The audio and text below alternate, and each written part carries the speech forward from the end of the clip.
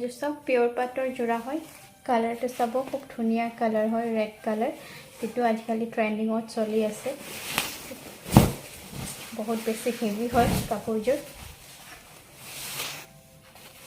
এসা আঁচলটো এনেকুৱা ডাঙৰ ডাঙৰ বুটা আছে ইয়াতে কালাৰিং গুণা লগোৱা হৈছে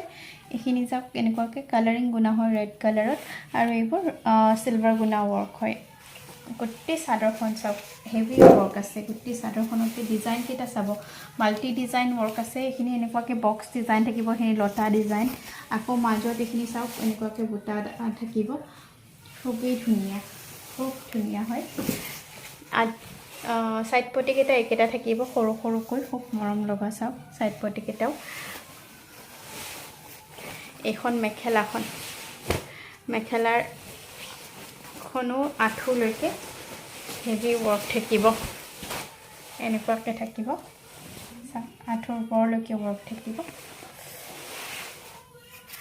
ব্লাউজ পিসটো সিম্পল হ'ব হাতত চাওক স্লিভসটো ডাঙৰ কৰি খিনি এনেকুৱাকে থাকিব কাম থাকিব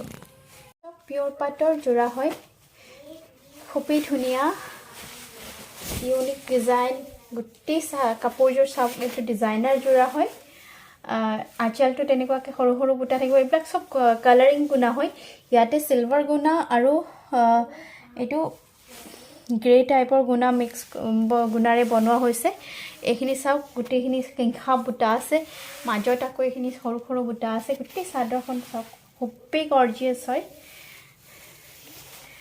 বহুত ধুনীয়া হয় এইকেটা সাইড পটি কেটা ইয়াতে এক্সট্ৰা সাইড পটি দিয়া হৈছে কমৰ বেল্টৰ কাৰণে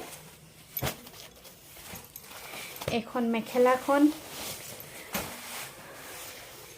সব আঠুলৈকে হেভি ওয়াৰ্ক আছে আঠুৰ ওপৰলৈকে ব্লাউজ পিসটো সিম্পল হ'ব হাতত চাওক এনেকুৱাকে ডাঙৰকৈ এখিনি ওয়াৰ্ক আছে